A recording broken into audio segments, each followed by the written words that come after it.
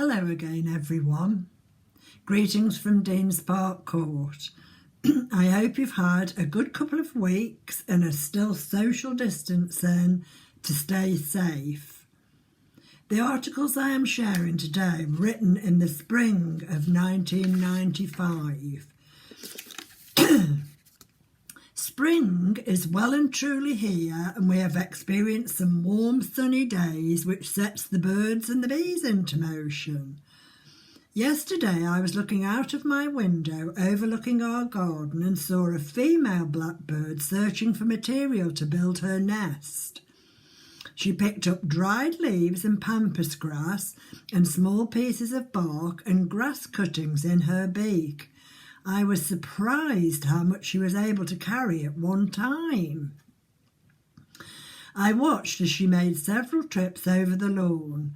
Meanwhile, the male blackbird was hunting for worms nearby. However, his mate wasn't distracted by him at all. I was impressed by her diligence and her single-mindedness. She spent a long time finding exactly the right kind of materials to make her nest secure. How easy it is for us when faced with a daunting task to be distracted and, as a result, not do a thorough job or even put the task off altogether until another day or even another week. Instinct told our blackbird that she must finish the work before egg laying and family rearing could begin. How wonderful it is that birds have the ability to nest build in such a perfect way, which reminds me of a story I read about the jackdaw. When the world began, by God's grace, all the birds had to go to the teacher of all birds to learn how to look after themselves. The first lesson was about nest making. Most of the birds were there with the exception of the jackdaw, who spent all day flying around looking for treasure. When nightfall approached, he had nowhere to sleep. "Help!" she called to the other birds. "What shall I do?" So they flew to her rescue. The sparrow, the robin, the blackbird, the swallow, and the wren. "First of all, you need to get a twig," said the sparrow, "and you place it on a branch in a tree. Then you find a few more twigs and balance them, and then carefully weave them together," said the robin and the blackbird. "Oh, I already know that," said the jackdaw. Patiently, the swallow and the wren told her how to make the nest with bits of mud from the riverbank and to line it with feathers to make it soft and warm. But the jackdaw said, "Oh yes, I know that." In the end, the other birds got tired and fed up of trying to help the disagreeable bird, so they flew away, leaving the jackdaw with a half-made nest. She had no idea how to finish it, and she still doesn't. To this day, her nest is just an untidy bundle of sticks, all because she was too conceited to listen to the good advice of others. And so on to the bees. Melvin has a friend in Leicester who is a keen beekeeper. Whenever we visit him, he is always found to be tending his hives. Busy bee is a well-known expression, and it comes directly from social organisations of these insects. In the hive, each caste of bee has its own special function and works diligently to the benefit of the whole community. In fact, one band of workers flap their wings at the entrance of the hive just to keep it cool. I remember reading that Christopher Wren designer of St Paul's Cathedral, was so impressed with the harmony to be found within the beehive that he designed many of his churches with domes as a symbol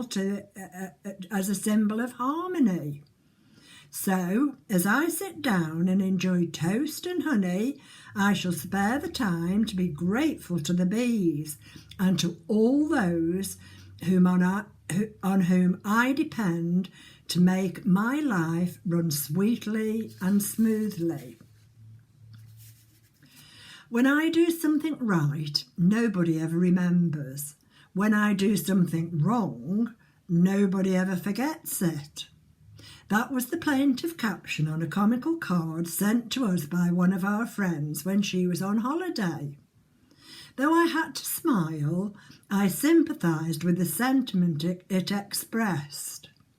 It is the easiest thing in the world to grumble and find faults with other people, but it's a bad habit to get into. There's good and bad in all of us, and if we are constantly criticising other people, we can easily miss out on the good things about them. And then we are the losers, for it can make us very disgruntled and very disagreeable. A down-to-earth friend put it in a nutshell when he said to me, "I have a very good wife with lots of faults, and she has a very good husband with lots of faults." Perhaps we should consider that if there is to be any good in ourselves, then we should believe there is much more in others. On to another subject. One lunch break from college last year, I happened to be walking in the park when two young ladies passed me, enjoying the sight of the beautiful flowers.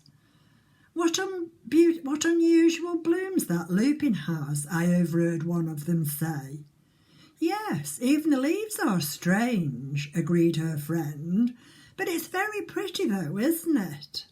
They walked on, still admiringly, both quite oblivious that the flower they had been praising was not a lupin at all, but a foxglove, generally considered to be a weed. Oh well, as Shakespeare said, a rose by any other name would smell as sweet. It also came into my mind that one of the things that gives me the great pleasure on a fine summer's day is to be taken around a beautiful garden, whether it's one of our splendid national gardens, one of our local ones on show for the day to raise money for charity, or that of an enthusiastic friend. I experienced the latter when I was invited to a coffee morning at a friend's house. As we strolled round the garden, she pointed out with pride her lovely blooms, gorgeous roses chosen for both colour and fragrance, proud delphiniums standing like sentinels on a glorious array of colour in the herbaceous borders. "But," she said, "my special are these silver leaf plants, because silver has a way of bringing out the best in other plants." As I walked home, I thought to myself, I liked what Janet had said about the silvery plants. We can't all be a prize-winning rose, but we can be an encourager that brings out the best in somebody else. And what a worthwhile role that is. May I remind you that the third Sunday in June is Father's Day, defined in Webster's Dictionary as for the honouring of fathers. It is not nearly an old tradition as Mothering Sunday, for it was started in 1910 by Spokane, Washington, by Senora Louise Smart Dodd. Some later years, the custom spread to the United Kingdom.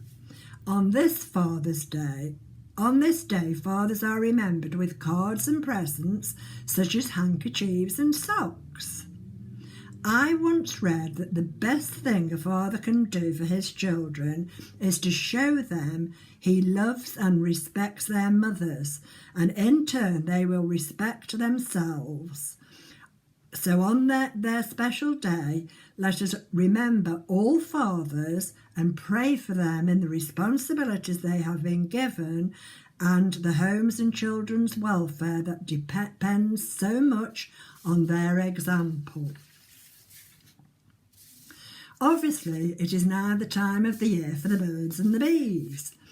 One of the main reasons I wanted to downsize, which we did 7 months ago, was because I struggled to cope with my large garden and former home and getting no younger. Here at Dean's Park Court, we are blessed to have a wonderful landscape communal garden and a young gardener to tend them for us. I thought I would miss the antics of all the wildlife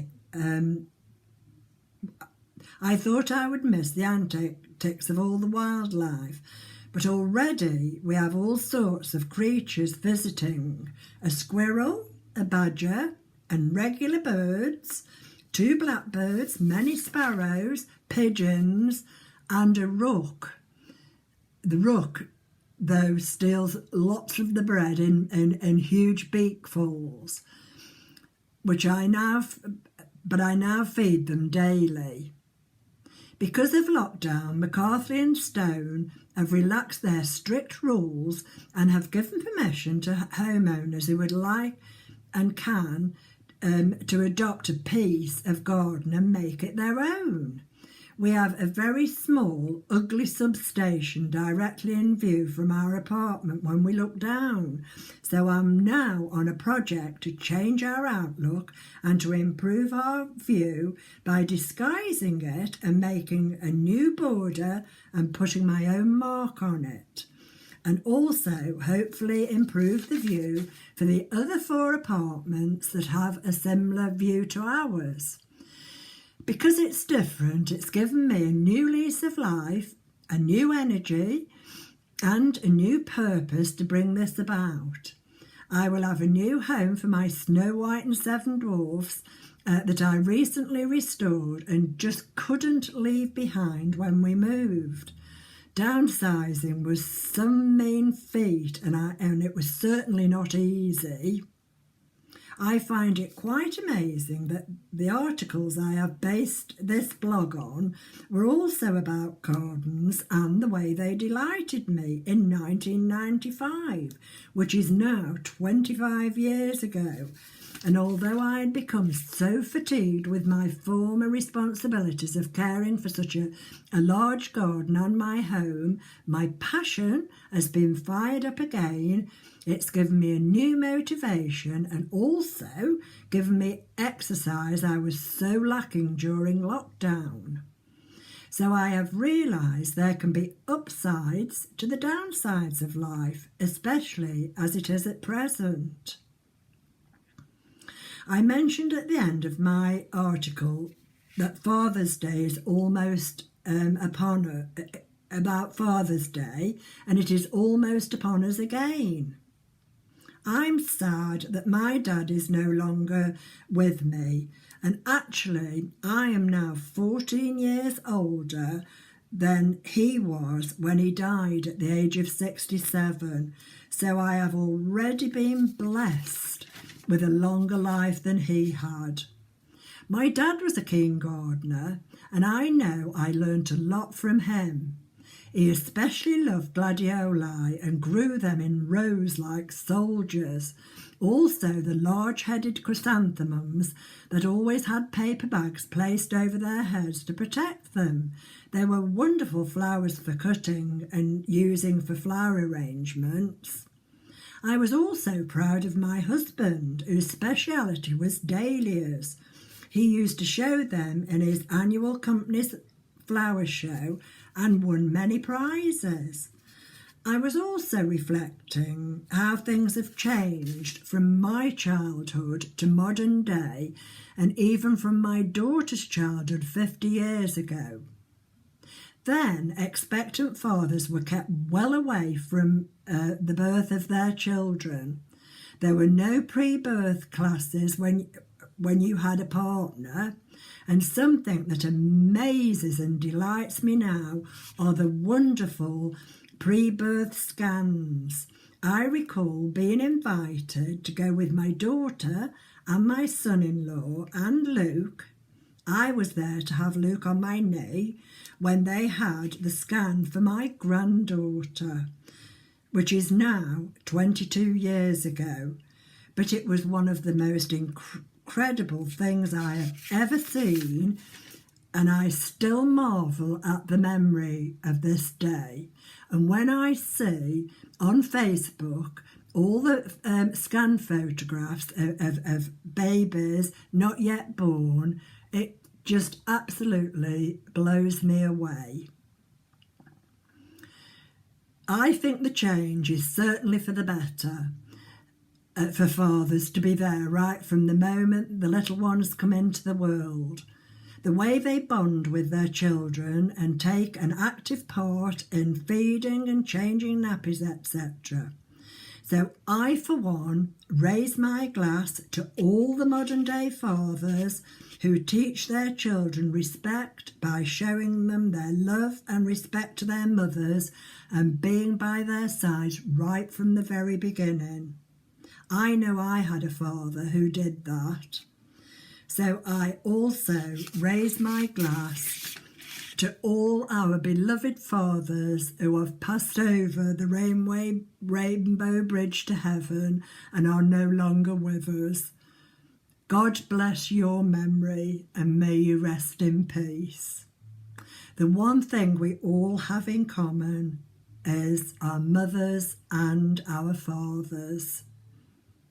Thank you for listening to me once again. Take care, stay safe, and keep smiling. We'll see this through. Bye for now. Bye.